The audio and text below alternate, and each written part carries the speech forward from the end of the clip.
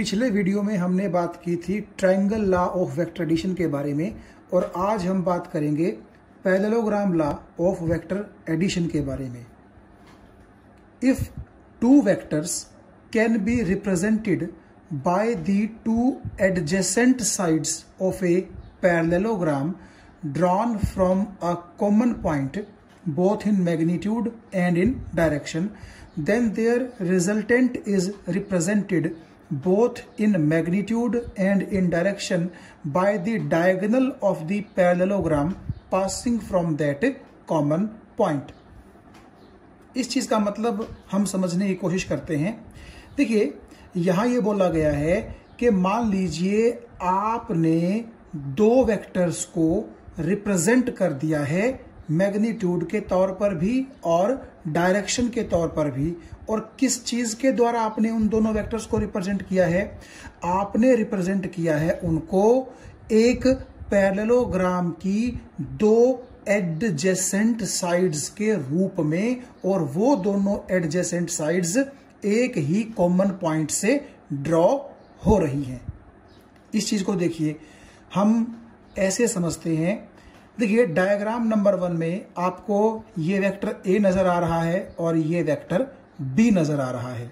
इन दोनों वेक्टर्स को आप अगर ध्यान से देखें तो दोनों का मैग्नीट्यूड भी अलग है और दोनों की डायरेक्शन भी अलग है, यानी कि दोनों कंप्लीटली अलग अलग वेक्टर्स हैं। तो हमने इनको कुछ इस तरीके से अरेंज करना है कि ये दोनों एक पैरेललोग्राम की दो एडजेसेंट का मतलब बिल्कुल साथ साथ वाली साइड्स बन जाएं और ऐसा लगे कि इन दोनों वेक्टर्स को दो एडजेसेंट साइड्स के रूप में एक ही कॉमन पॉइंट से ड्रॉ किया गया है। तो इसके लिए मैंने डायग्राम नंबर 2 बनाया है। आप ध्यान से देखिए, मैंने क्या किया, जो हमारा वेक्टर बी है उसकी टेल और जो हमारा वेक्टर ए है उसकी टेल दोनों को इकट्ठा मिला दिया, बगैर दोनों का मैग्नीट्यूड चेंज किए हुए और बगैर दोनों की डायरेक्शन को चेंज किए हुए। देखो आप ये ध्यान से देखिएगा कि अगर ये वेक्टर ए है तो ये वेक्टर ए है, क्योंकि इस तरफ डायरेक्शन है इसकी भी और इसकी भी इस तरफ डायरेक्शन है, और मान लीजिए जो मैग्नीट्यूड इसका है वही मैग्नीट्यूड इसका है। तो मैंने क्या किया, यहां जो वेक्टर ड्रॉ किया है ना तो उसका मैग्नीट्यूड चेंज किया और ना उसकी डायरेक्शन चेंज की, तो दोनों एक ही वेक्टर हुए। ये अगर ए वेक्टर है तो ये भी कौन सा है? ए वेक्टर ही है। सिमिलरली मैंने यहां वाले बी वेक्टर को यहां लगा दिया। आप देखिए जो डायरेक्शन इसकी है वही डायरेक्शन इसकी है, पैरेलल हैं दोनों डायरेक्शंस, और जितना मैग्नीट्यूड इसका है उतना ही मैग्नीट्यूड इसका है। तो अगर ये बी वेक्टर है तो ये भी क्या है? B vector. तो कुल मिलाकर के इन दोनों ए बी वेक्टर्स को मैंने यहां पर कुछ इस तरीके से रिप्रेजेंट कर दिया कि दोनों वेक्टर्स की टेल यहां पर आपको नजर आ रही है कि ज्वाइंट हैं। ठीक है, ये बात आपको यहां तक समझ में आ गई। तो यहां पर जो आपके ये दो वेक्टर्स हैं जहां पर दोनों की टेल जॉइंट है, इसी को कहा गया है कॉमन पॉइंट। तो अब आप एक चीज ध्यान से देखिएगा कि हमने दो वेक्टर्स लिए हैं और उन दोनों वेक्टर्स को मैग्नीट्यूड के तौर पर भी और डायरेक्शन के तौर पर भी दो एडजेसेंट साइड्स के रूप में रिप्रेजेंट कर दिया है एक पैरेललोग्राम के केस में, और हमने उन दोनों वेक्टर्स को एक कॉमन पॉइंट से क्या किया है? ड्रॉ किया है। ये बात आपको समझ में आ गई होगी। तो देखिए यहां से हम पैरेललोग्राम कैसे ड्रॉ करेंगे। इस लाइन के पैरेलल मैंने ये डॉटेड लाइन बना दी और इस बी वेक्टर के पैरेलल मैंने ये एक डॉटेड लाइन बना दी। तो देखिएगा ये वाली डॉटेड लाइन और ये वाली डॉटेड लाइन जहां मिल रहे हैं वहां पर आपका ये पैरेललोग्राम क्या हो रहा है? कंप्लीट हो रहा है। ठीक है, तो आपने बेसिकली ऐसा सोच लिया कि एक पैरेललोग्राम आपके पास था, बस उसमें आपने क्या किया कि पैरेललोग्राम के एक पॉइंट से आपने एक वेक्टर और इसी पॉइंट से आपने दूसरा वेक्टर जो है वो ड्रॉ कर दिया। या आप ये भी कह सकते हैं कि दो वेक्टर्स को आपने पैरेललोग्राम की दो एडजेसेंट यानी कि साथ वाली साइड्स के रूप में रिप्रेजेंट कर दिया और दोनों वेक्टर्स को आपने एक ही कॉमन पॉइंट से क्या किया है? ड्रॉ किया है। तो इन दोनों वेक्टर्स का जो रिजल्टेंट होगा वो कौन देगा? वो देगा इस पैरेललोग्राम का वो डायगोनल जो आपके दोनों वेक्टर्स के कॉमन पॉइंट से ही शुरू होता है। यही बात इसमें लिखी है। Then their resultant is represented both in magnitude and in direction by the diagonal of the parallelogram passing from that common point। तो अब एक बार फिर से हम इस स्टेटमेंट को समझने की कोशिश करते हैं कि आपने क्या किया। मान लीजिए ये आपके पास एक पैरेललोग्राम थी और इस पैरेललोग्राम की दो एडजेसेंट साइड्स के रूप में आपने दो वेक्टर्स को मैग्नीट्यूड और डायरेक्शन दोनों की टर्म्स में रिप्रेजेंट कर दिया और उनका एक कॉमन पॉइंट था, यानी कि जहां दोनों की टेल मिली हुई है। तो उन दोनों वेक्टर्स का जो रिजल्टेंट होगा वो रिजल्टेंट इस पैरेललोग्राम का वो वाला डायगोनल देगा जो डायगोनल आपके दोनों वेक्टर्स के कॉमन पॉइंट से ही शुरू होता है। देखो ना, डायगोनल के इस पैरेललोग्राम के दो डायगोनल हैं। एक डायगोनल तो आपका ये है और एक डायगोनल आपका ये भी है, लेकिन आपको दोनों वेक्टर्स का रिजल्टेंट कौन सा डायगोनल देगा? वो डायगोनल देगा जो डायगोनल खुद उस कॉमन पॉइंट से शुरू हो रहा है, जिस कॉमन पॉइंट से आपने दोनों वेक्टर्स को क्या किया था? ड्रॉ किया था। ये बात आपको समझ में आ गई होगी। अब देखिए, इस पैरेललोग्राम लॉ की जो हमने स्टेटमेंट दी है वो स्टेटमेंट सही क्यों है, या उससे रिजल्टेंट कैसे निकलेगा, या हमें कैसे पता चलेगा कि सच में यही डायगोनल हमें ए और बी का रिजल्टेंट देगा। उसके लिए आप थोड़ा सा triangle law of vector addition जो हमने पिछले वीडियो लेक्चर में पढ़ा था उसकी हेल्प ले सकते हैं। हम कैसे ले सकते हैं? देखिएगा, आप एक चीज देखिएगा कि अगर यहां पर ये वेक्टर बी है तो मैं इसको भी तो बी वेक्टर बोल सकता हूं। क्यों? क्योंकि यहां से यहां का मैग्नीट्यूड वही है जो यहां से यहां का मैग्नीट्यूड है, और ये डायरेक्शन आपस में पैरेलल हैं। तो अगर आपका ये वेक्टर बी है तो आप इसको भी क्या बोल सकते हो? वेक्टर बी बोल सकते हो। ठीक है, तो अब देखिएगा कि ये आपका ए वेक्टर है और ये आपका इस तरफ बी वेक्टर है। दोनों की डायरेक्शंस के बीच में मान लीजिए थीटा एंगल है, जैसा कि हमने ट्रायंगल लॉ के केस में बात की थी। चलो मैं आपको ड्रॉ भी करके दिखाता हूं कि this is the direction of A vector, and अगर मैं इसको वेक्टर बी बोल रहा हूं तो मैं इसको भी वेक्टर बी बोल सकता हूं।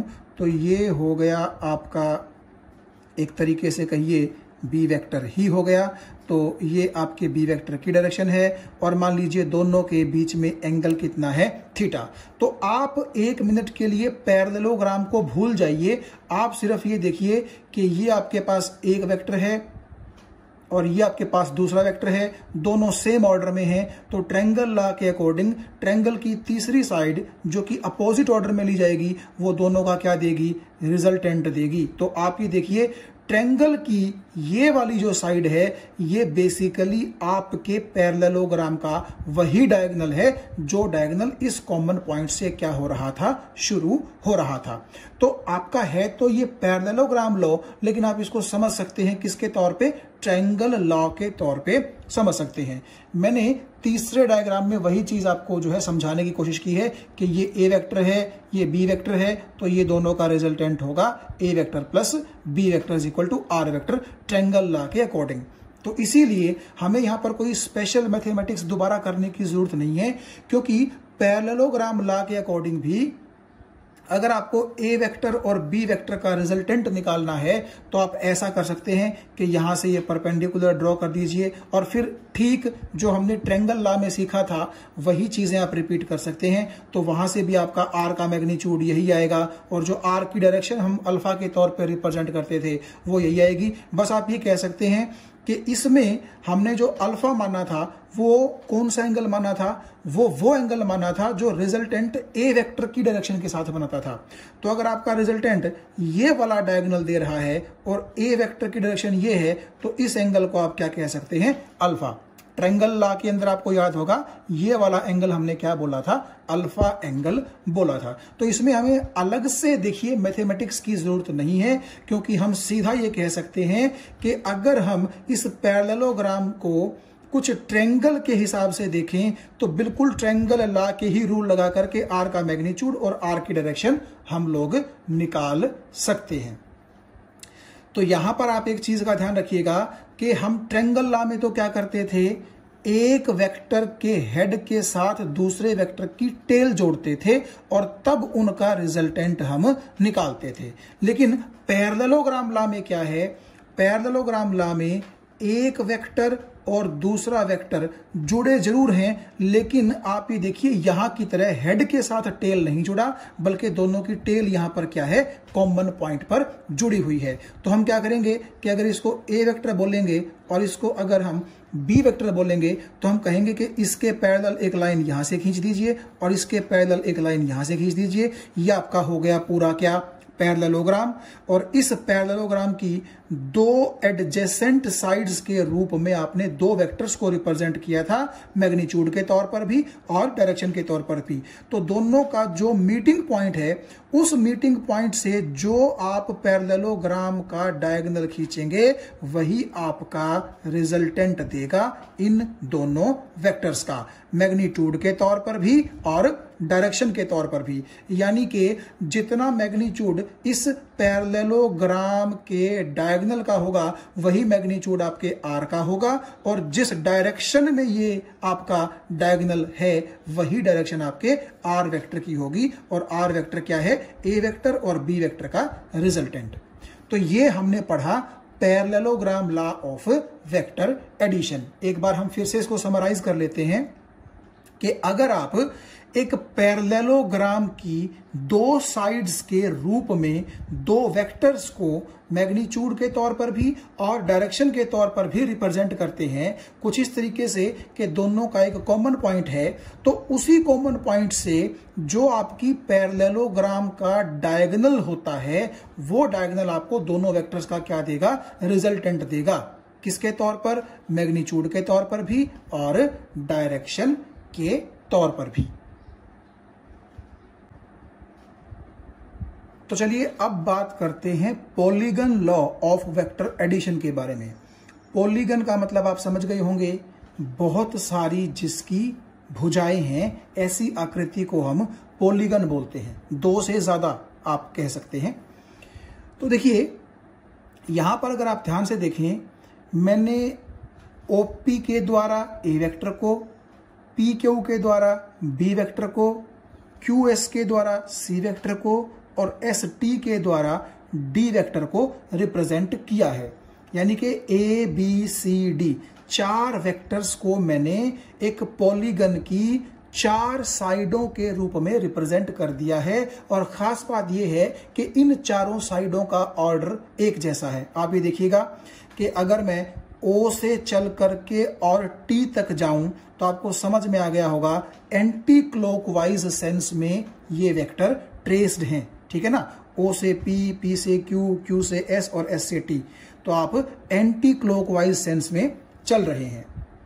जबकि आप ये देख सकते हैं कि इस पॉलीगन की जो क्लोजिंग साइड है, क्लोजिंग का मतलब जिस साइड की वजह से आपका पॉलीगन क्लोज हो गया है, वो क्लोजिंग साइड इन सभी के ऑर्डर से अपोजिट ऑर्डर में है। आप ये देखिएगा ओ से लेकर के टी तक का सेंस तो बनता है कैसा, एंटी क्लॉकवाइज, लेकिन ओ से टी तक का जो सेंस है वो बनता है कुछ क्लॉकवाइज सेंस में, ठीक है। तो हम polygon law of vector addition को अब डिफाइन करने जा रहे हैं। और इस लॉ के according if a number of vectors are represented both in magnitude and in direction by the sides of an polygon taken in the same order, then their resultant is represented both in magnitude and in direction by the closing side of the polygon taken in the opposite order। यानी कि इसका क्या मतलब है कि अगर आपने बहुत सारे वेक्टर्स को एक पॉलीगन की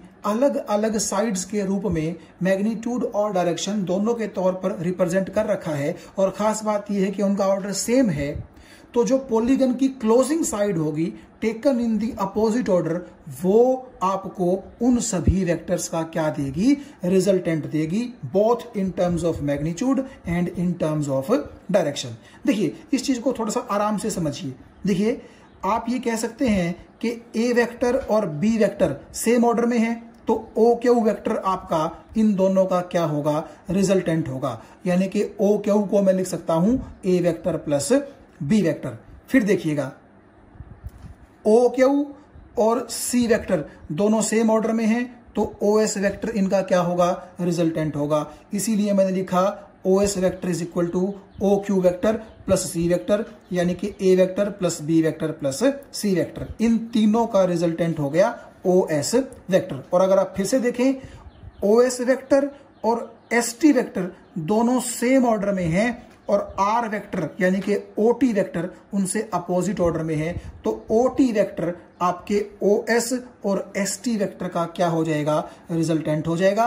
और आप ऐसा लिख सकते हैं कि दिस क्लोजिंग साइड यानी कि R vector is basically equal to A vector plus B vector plus C vector plus D vector, यानी कि आपके पॉलीगन की वो सभी साइड्स जिनको सेम सेंस में ड्रॉ किया गया है, उन सभी वेक्टर्स का ये क्लोजिंग साइड जो कि taken in the opposite order है, ये क्लोजिंग साइड बाकी सभी वेक्टर्स का क्या होगी, रिजल्टेंट होगी। तो चलिए हम एक एग्जांपल और लेते हैं जिससे हमें वेक्टर को रिप्रेजेंट करने में थोड़ी सी हेल्प मिलेगी। हालांकि ये रिप्रेजेंटेशन थोड़ा आने वाले वीडियोस में हम डिटेल में डिस्कस करेंगे, लेकिन यहां पर उसका थोड़ा सा बेस हम रख लेते हैं। देखिए, मान लीजिए ये है एक्स एक्सिस और ये है वाई एक्सिस। एक्स एक्सिस में मैंने 4 इक्वल पॉइंट बनाए हैं और ये मान लीजिए कि ये एक जो पार्टीशन है ये 1 मीटर के बराबर है, तो ये 2 metre, 3 metre, 4 metre and so on. और वाई एक्सिस में मैंने 1 मीटर के 3 पार्टीशन बना दिए हैं। ये बात आपको समझ में आ गई होगी। So this is x axis and this is y axis, और उनके ऊपर मैंने ये बराबर 1 मीटर की यहां पर 4 और यहां पर 3 मार्किंग्स कर ली हैं। अब देखिए, मान लीजिए कोई आदमी पॉइंट O से चला और वो एक्स एक्सिस में चलते चलते 4 नंबर के पॉइंट तक पहुंच गया, यानी कि चलते वो यहां पहुंच गया। तो बेसिकली मैं बोल सकता हूं कि यहां से लेकर के यहां तक वो 4 मीटर का distance along x axis travel कर चुका है। फिर उसने क्या किया, एक्स एक्सिस से आगे की तरफ ना जाकर के वो इसी पॉइंट से बिल्कुल वाई एक्सिस के पैरेलल ऊपर की तरफ मुड़ गया, यानी कि आप ये कह सकते हैं कि एक्स एक्सिस के मुकाबले उसने 90 डिग्री से टर्न ले लिया और यहां वो वाई एक्सिस के पैरेलल मान लीजिए 1 मीटर, 2 मीटर और 3 मीटर यहां तक चला है। यानी कि पहले वो चल रहा था एक्स में, फिर वो 90 डिग्री का टर्न लेकर के वाई एक्सिस के पैरेलल चलता चलता इस पॉइंट तक आ गया और इस पॉइंट तक उसने कितना डिस्टेंस ट्रेवल किया, वाई एक्सिस में 3 मीटर के बराबर का डिस्टेंस ट्रेवल किया। तो देखो, पहले वो चला एक्स एक्सिस में 4 मीटर, फिर वो चला वाई एक्सिस में कितना, 3 मीटर। तो अगर आपसे कोई ये पूछे कि इनिशियल पॉइंट से उस पार्टिकल का डिस्प्लेसमेंट कितना है, तो आप बड़े आराम से निकाल सकते हैं। आप क्या कहेंगे कि आपका जो ये एंगल 90 है, तो ये एंगल भी कितना होगा, 90। तो ये बेसिकली एक राइट एंगल्ड ट्रायंगल बन जाएगी और उसमें अगर ये बेस का काम करेगा तो ये परपेंडिकुलर का काम करेगा और ये किसका काम करेगा, हाइपोटेनस का काम करेगा। तो यहां हो जाएगा आपका हाइपोटेनस निकालने के लिए जब आप पाइथागोरस थ्योरम लगाएंगे तो आप देख सकते हैं कि जो आपका हाइपोटेनस है वो 5 मीटर आ जाएगा।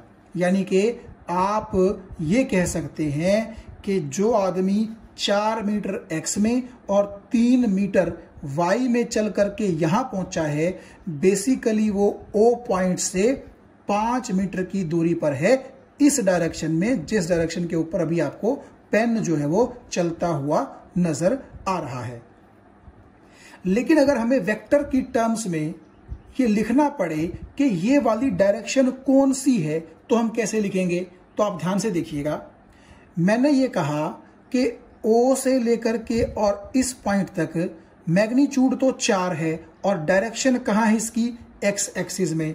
तो मान लीजिए मैं इसको मान लेता हूं A वेक्टर, यानी कि O से लेकर के यहां तक मैंने मान लिया A वेक्टर। तो A वेक्टर को मैं क्या ऐसे रिप्रेजेंट कर सकता हूं, देखिएगा कि A vector is equal to 4i cap. क्यों? क्योंकि वेक्टर के पास होती हैं 2 चीजें, एक मैग्नीट्यूड और एक डायरेक्शन।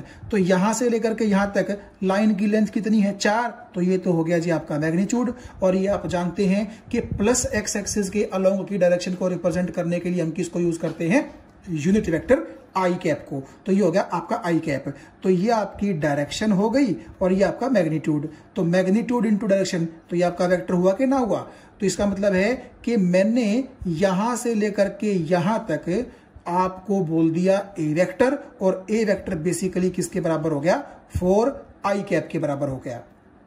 उसके बाद आप ये देखिए, वो आदमी एक्स में ना चल करके 90 डिग्री का टर्न लेकर के वाई एक्सिस के अलोंग चल पड़ा। और आप ये देखिएगा कि उसने यहां से लेकर के यहां तक कितना डिस्टेंस ट्रेवल किया, 3 मीटर का। और मैं बोल देता हूं कि ये आपका बी वेक्टर है। तो क्या मैं बी वेक्टर को ऐसे लिख सकता हूं, 3 इंटू जे कैप। क्यों? क्योंकि यहां से लेकर के यहां तक का मैग्नीट्यूड तो कितना है, 3।